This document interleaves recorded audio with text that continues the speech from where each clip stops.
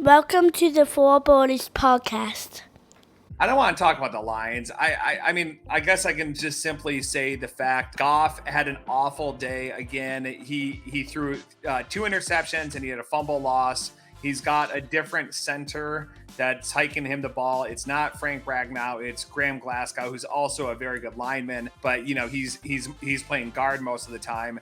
So who knows? Maybe there's obviously some kind of miscommunication between that snap right there, but he loses that fumble and the Bears score on that one. And it was 28-13. The Bears scored on the opening drive. The Lions, they couldn't stop them. They actually stopped them to one field goal in the first half, and then the Lions scored 2 touchdowns. And so it was looking a bit promising, but they couldn't stop him in the second half and they couldn't score. So Ben Johnson's offense, which has been in the top 5 the past 2 seasons, they couldn't put up any numbers in the second half. And you've got playmakers like Jamison Williams. You've got Khalif Raymond, who's fast. You've got a lot of these players who are actually pretty fast as well. And you're not able to get it to them. Goff isn't going downfield. I don't know why he's not making these deep passes to Jamison Williams.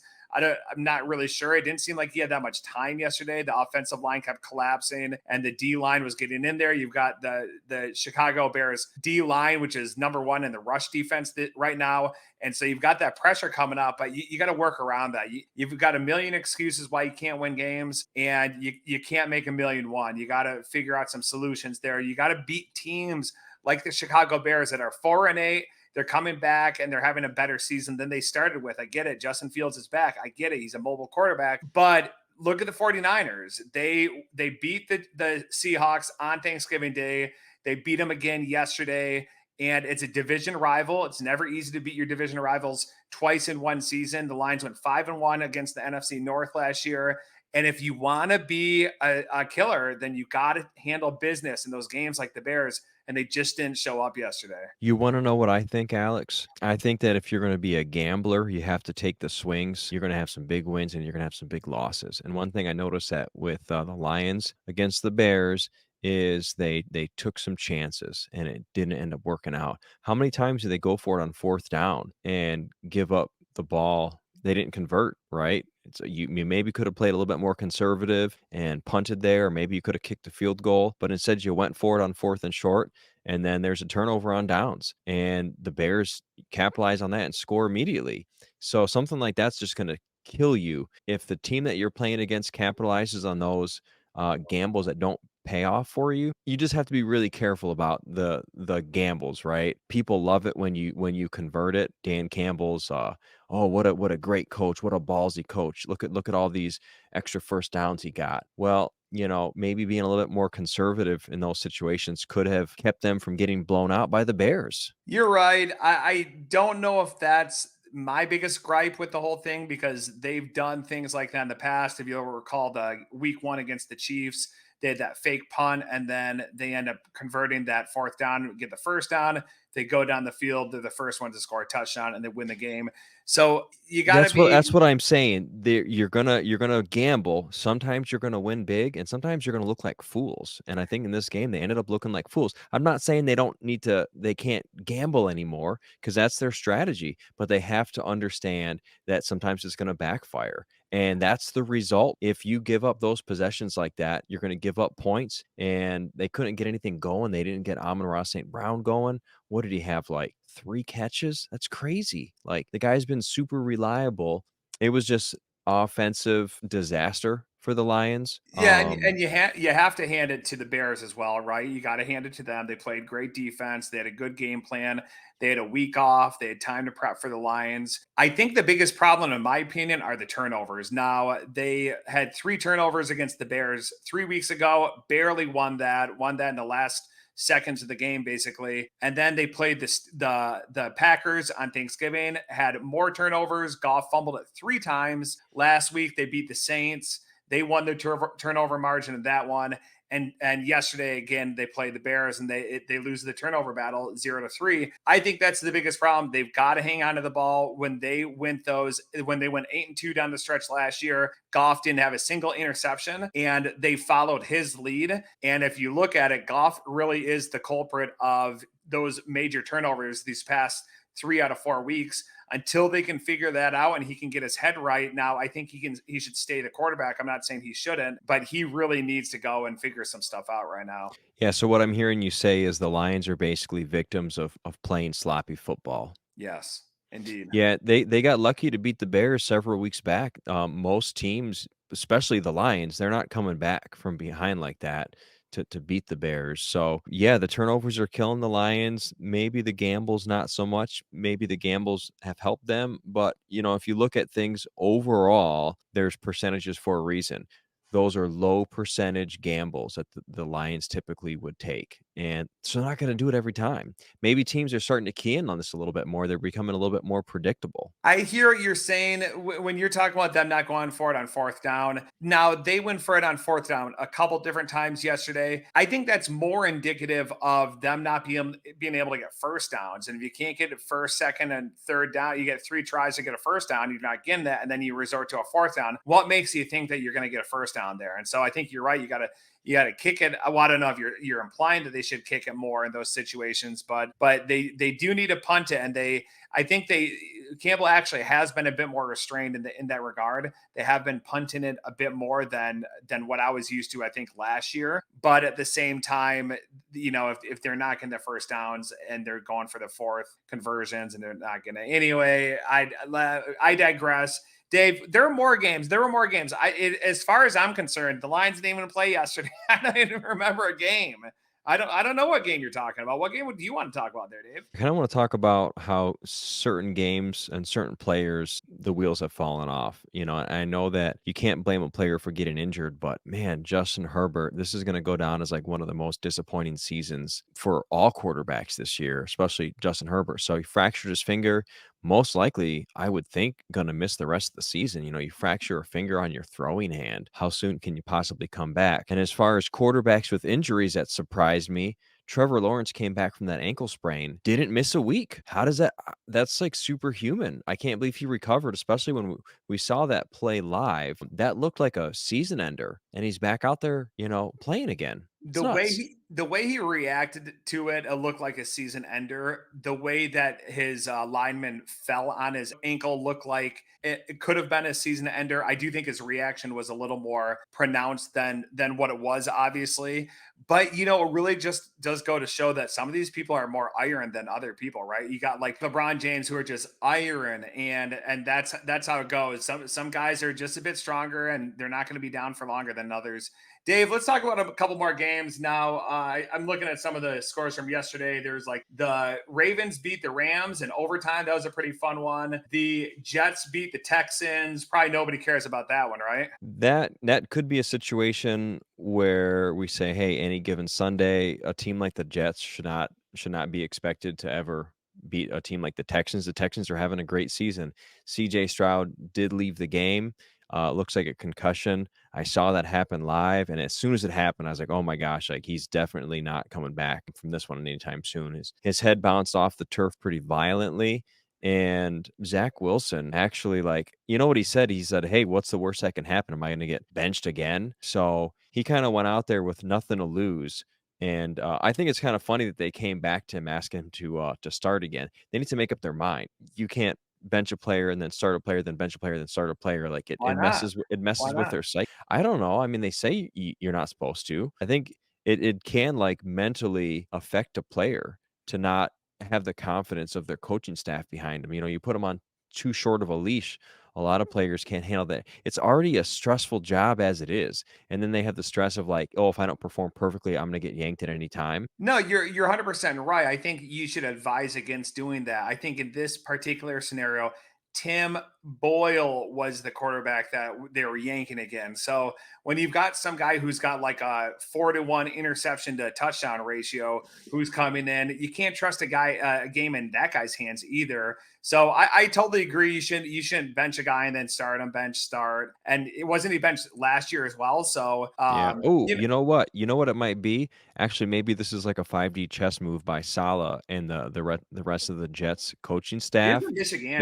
is you motivate a guy by saying, "Look, if you don't play well, we're going to put the worst statistical quarterback of all time in your place for like a week or so just to like snap you out of your funk. And then after he totally poops the bed like we knew he would, we're going to put you back in and you're going to triumphantly return. Yeah, Maybe that's what they're doing. You know what? Good. That's a great move by the Jets there to motivate their players. Awesome yeah. job. You think maybe they say to Zach Wilson, "Do you want to see what bad really looks like?" And then they put Boyle in there, and they're like, "Okay, you're actually not that bad." And it's maybe a confidence booster at that point. It's a motivator, confidence booster, game changer. It worked. They got the win. I don't know. I mean, are the Jets mathematically still in contention for a playoff spot at this point? Are they just like hoping that Aaron Rodgers comes back and I leads them don't to the think they playoffs? are. I think they're out. I think teams in the NFC, there are a couple teams in the NFC who are still in there.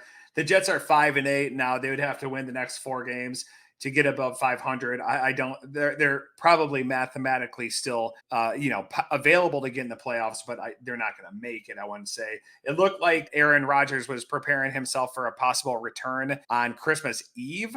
And so if he actually returns this season, that'd be pretty remarkable. Dave, you said this was kind of a touchy subject. Is that why this was touchy? Because you're a Zach Wilson lover or a Tim Boyle lover or what? No, touchy because I really needed Stroud to do well that game. I'm on the verge of missing playoffs in a league, and it like I want to say first couple podcasts that we did, I mentioned a guy who took Jared Goff with his number 10 overall pick, and What I an just said that's idiot. the worst pick I've ever seen in my life. Like, what kind of Mickey Mouse league is this that I'm in? And so I played him. I want to say like week 1 or week 2, and he beat me. And I was like, "Oh my gosh, I lost to the guy that drafted Jared Goff in the first round." And then like week, I want to say 11 or 12, he beat me again. Wow. And I was like, I've lost. He only has 3 wins on the whole season, and 2 of them were against me. And I thought I had a good team, but losing Stroud was pretty much icing on a cake made out of shit because I've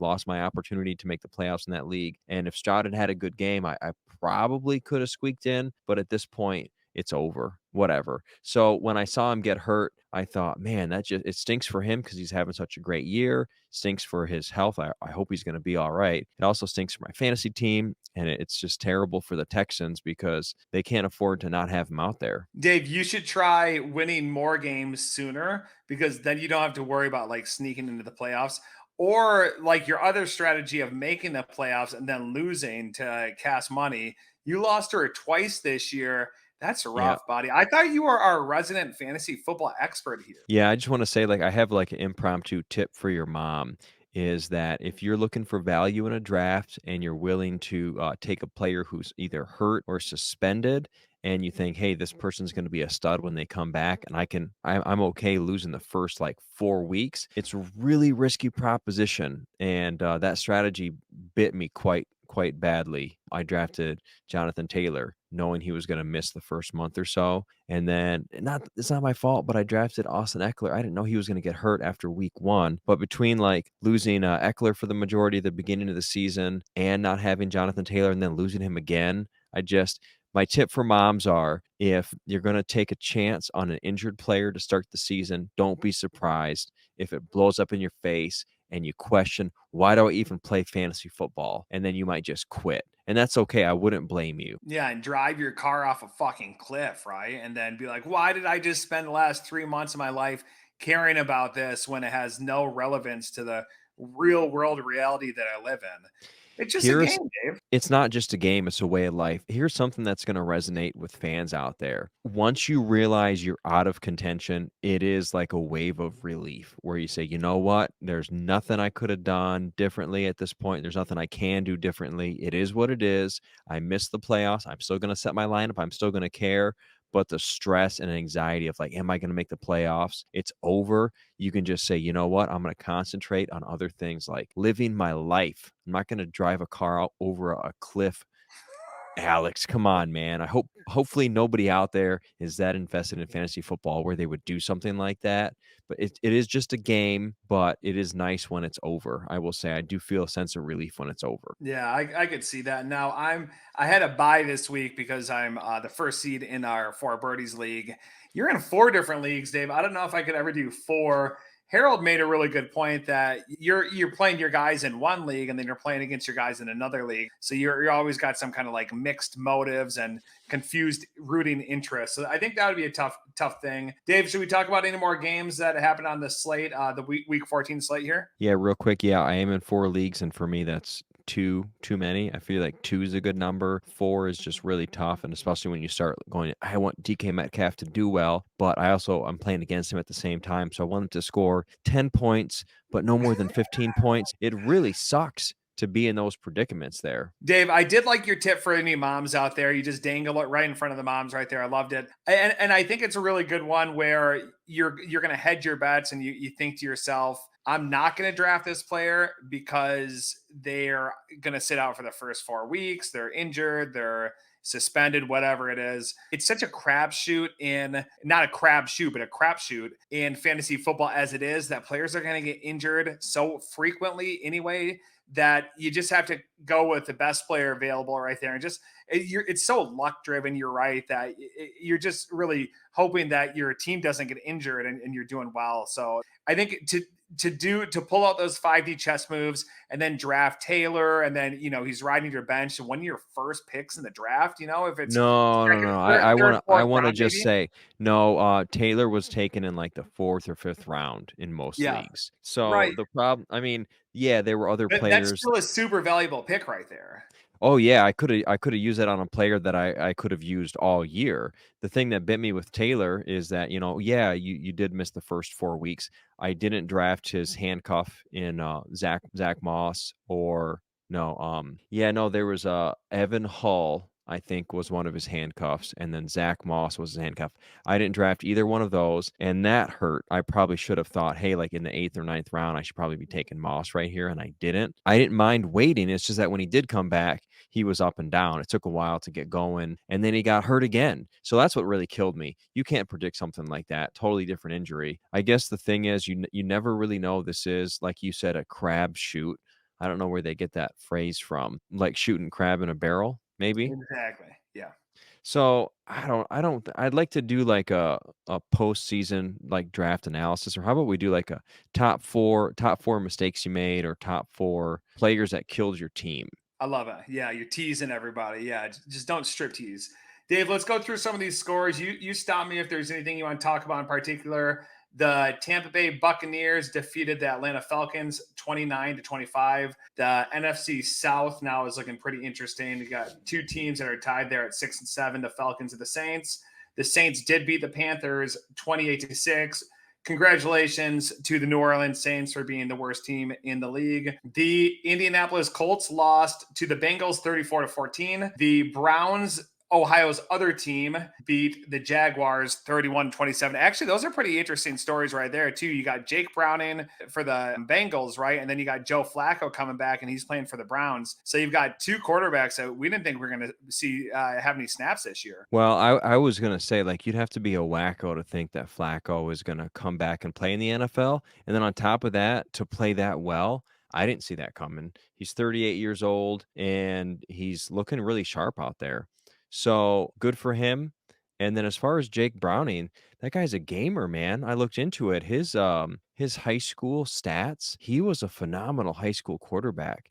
And in college, he was pretty good too, until he had, shoulder surgery. I want to say beginning of junior year or right before junior year, and he never was the same after that. So it kind of tanked his draft stock. They said he didn't have enough arm strength to make the throws, but he's a really, really talented quarterback. I don't know what they're going to do with him. Are they going to keep him as a backup? Like, would the Bengals say, hey, look, there's value in this guy, we should trade him away? Or is he just going to be doomed to be a backup in Cincinnati for a long time, even though What he's like, he could possibly be a starting caliber quality quarterback? Here's the thing. Is he great because teams don't know, they don't have any tape on him yet? Is it because they don't know his tendencies? Like, maybe they'll figure Jake Browning out here, but that was a surprisingly great performance out of him. Yeah, and that's a really good point. Yeah, it would be tough for a quarterback when he's got to be 26, 27 at this point, and you're stuck behind somebody else and you're just trying to get your shot in the league, and the franchise that's drafted you, they are keeping you kind of hidden back behind their QB1, and they're using you as their backup and knowing that they've got a good player stashed behind their quarterback. And so you're just kind of waiting around and hoping you're going to get in there and play.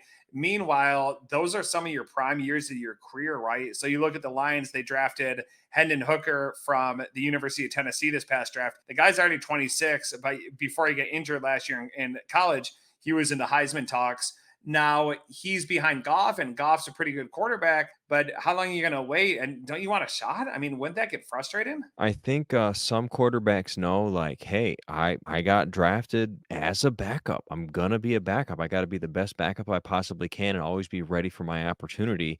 And the truth is, there's probably a ton of quarterbacks that are capable of being starters, but they just never get their opportunity. And I think that's super sad. There's also a lot of quarterbacks that have opportunities and they squander them. So I don't know what his contract situation is looking like right now. I would imagine most backup quarterbacks aren't being paid a whole lot of money, and if he's under contract for a little while, they're not going to trade him. You can't trade a quarterback that's capable if you know that your typical starter in Joe Burrow has had a history of injury problems. So I feel like he might be doomed to be the backup in Cincinnati for a while, unless his contract's up soon, which I have to do a little research on that. But speaking of quarterbacks, Josh Dobbs got benched in favor of Nick Mullins, and Nick Mullins got out there against the Raiders and they put up 3 points. So and And they they won. and they did win. Is that one of those wins where coaching staff goes, "You know what? Yeah, technically he did get us a win, but that's about as unconvincing of a win as you possibly can." Well, actually, I guess 2-zip would have been the least convincing win in history. There's not many 3-0 games where this is more like a soccer matchup here. So Nick Mullins, he's been a backup for a long time. He had some chances to start back when he played in San Francisco years ago. But between the battle of the backups, I think Josh Dobbs, like maybe they'll put him back in. I feel like he gives them a chance to put more points up on the board. Yeah, so we should say that the Vikings beat the Raiders 3-0. The Raiders couldn't get any points. They've fallen to 5-8, and the Vikings now are 7-6. If the Vikings win out, that would include 2 wins over the Lions. They can win the division, so they do control their destiny. If the Lions win out, of course, they win the division as well, though. So I'm not really sure about Dobbs. I do have him on my fantasy team. I saw that he was available. I actually saw that Browning was there as well because when Hurts went out and they thought he might have a concussion, then I panicked and I started looking. I looked and I saw Dobbs was my only QB on my bench, and I knew he wasn't going to start this past week. That was a bit nerve wracking, not knowing who was available. So I did pick up Browning in the fantasy league. But back to being a player and being a quarterback, and you're right. Maybe some of these guys they're just happy to be there. They're ready when their name's called. Maybe they're just happy to be there. So that's not a bad life, right? You get you're on a football team. You're with a bunch of brothers. You're hanging out. You get to go to different cities and live play sports for a living. I wouldn't complain. Yeah, I think if you're one of those guys that you're deeply competitive, which most athletes that get to that level have that extreme competitiveness in them, it would be really tough to be stuck in a situation where you're not going to get any playing time unless someone gets hurt. I just looked up Jake Browning's current contract. It was a 1-year, $750,000 contract with the Bengals. So maybe he'll get a shot at signing with another team and being a starter. I know this is like super premature speculation here. Selfishly, I hope that happens because I picked him up in Dynasty for like, I don't know, $12. And if he ends up becoming a starter somewhere, that's a great find. So yeah, he's only on a 1-year deal. I hope he moves on to another team. Yeah, Las Vegas, Seattle, not really sure. I think Gino just signed an extension though, so that probably doesn't make any sense. What Dave, I have learned though is that no matter what the contract is, teams can find a way to say, we're walking away from a player. For every like massive deal that's even like fully guaranteed, you'll see there's another player that's like, hey, you know what? It's just not working out. We're going to walk away. So the Browns may walk away from Deshaun Watson within the next couple of years, and financially it's going to cripple them, but I can see them doing it. yeah, and the Giants might also walk away from Daniel Jones. Dave, I've got some producers chirping in my ears. Should we talk about the last couple of games here? We mentioned the Ravens beating the Rams 37-31 in overtime. That was a fun one. That was pretty exciting to see. There was a kickoff return that went to the house, and that was how the game ended there. There had already been two possessions, but there was a kickoff return. I'm sorry, there was a punt return. And then, of course, there were the 49ers beating the Seahawks, Broncos beat the Chargers, and the Cowboys beat the Eagles. Now you've got the Niners and the Cowboys winning. It looks like they're the best of the NFC right now. I'm not going to rule out the Eagles either. Now they just lost to both those teams back-to-back weeks. But until the playoffs get here and they really all teams are playing at that point, then I'm not going to say. I will say that it looks like the 49ers are the best in the league right now, but the Cowboys are right on their heels. Do you want to know what I think? I think you're going to tell me. I was waiting for you to say yeah. What do you think, Dave? I want to know. I think that I'll be the bigger person and admit that the Cowboys have surprised me. I totally did not think that they were going to beat the Eagles. I thought that they've been beaten up on terrible teams.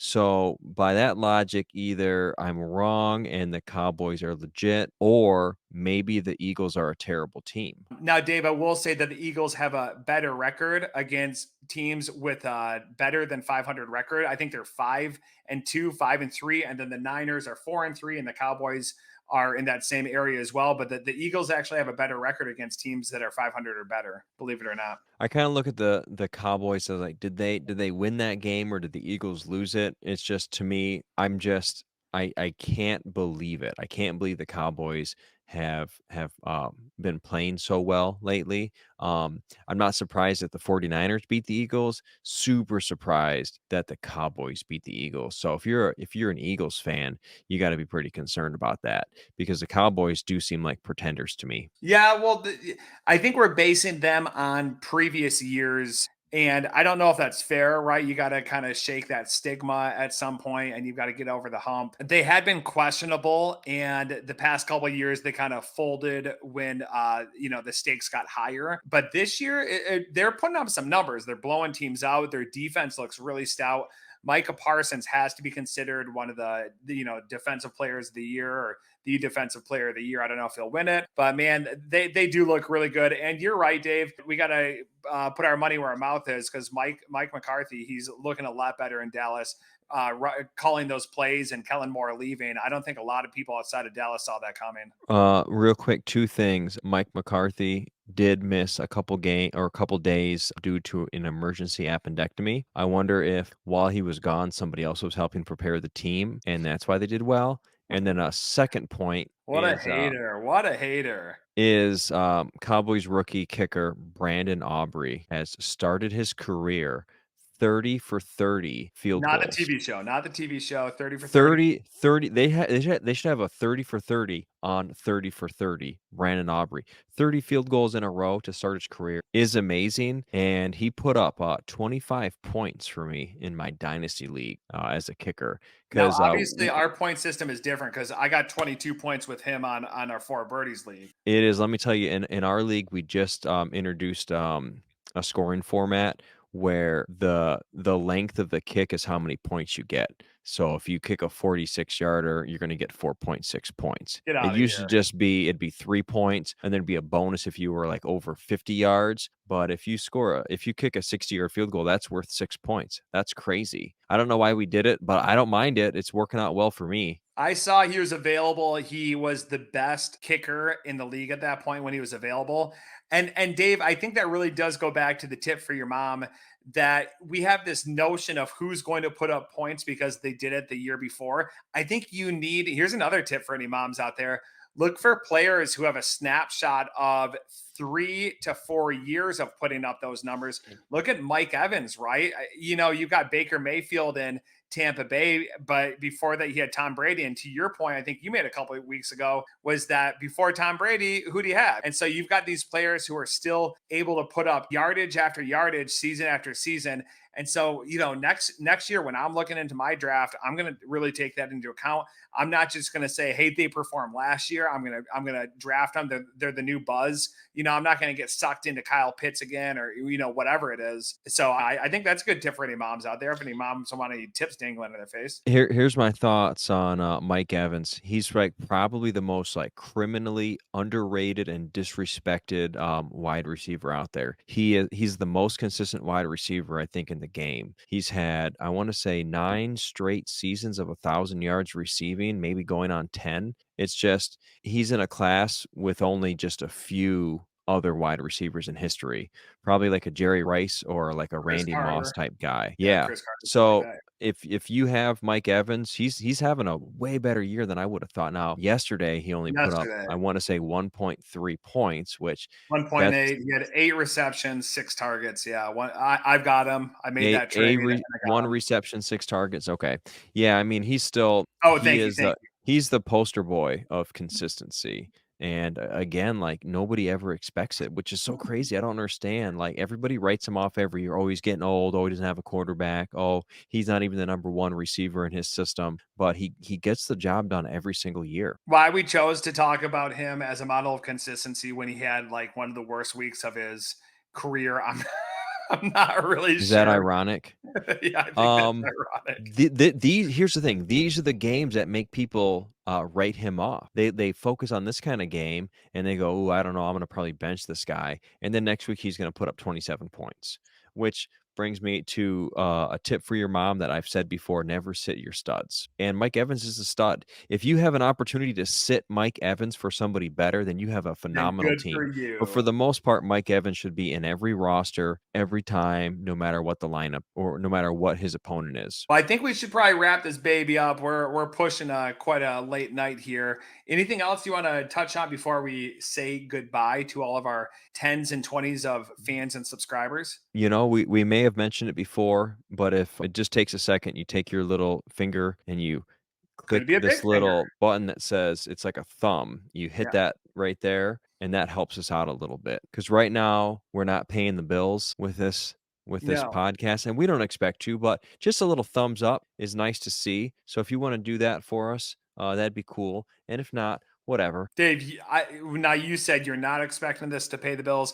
I quit my job. I thought you were doing the same. I thought we said that as a joke. You said, "Hey, what if we quit our jobs?" And I said, "Man, that'd be like the dumbest thing I can imagine." And you said, "Right." And I said, "Are you gonna do it?" And you said, "Yeah, I'm thinking about it." And I said, "Well, that'd be really stupid." And then that Dave, was the end of that conversation. I've got So to make some phone calls. is it too late to get your job back? I think it's too late to apologize. We'll see. I'm going to start calling the Bobs, tell them I Well, think I made okay. a serious mistake. Here's what I think. A lot of car washes aren't hiring right now anyway because it's going into wintertime and you don't wanna work at the car wash anyway in the winter, do you? No, I don't want to work in any car wash in the winter. I do have some bibs I could wear, so I guess I'm probably good Oh, to is that go. where you I was just making isn't that where you quit? Well, that was one of the 2 jobs. Yeah. Yeah. Because you kept talking about working at the car wash. Yeah. Well, I was the assistant mopper at the local gas station and The what? the assistant mopper. We're cutting that out. Yeah, so I had to We're take care of that. Yeah. Okay. Well, on that note, Dave, we got to go. We got to thank everybody again. Thanks to the 1s and 2s, 10s and 20s of you out there. Like and subscribe, like you said, and we'll see y'all next time on the 4 Birdies podcast. See ya. 1, 2, 3, and we're out. What kind of grocery store did you work at, dude?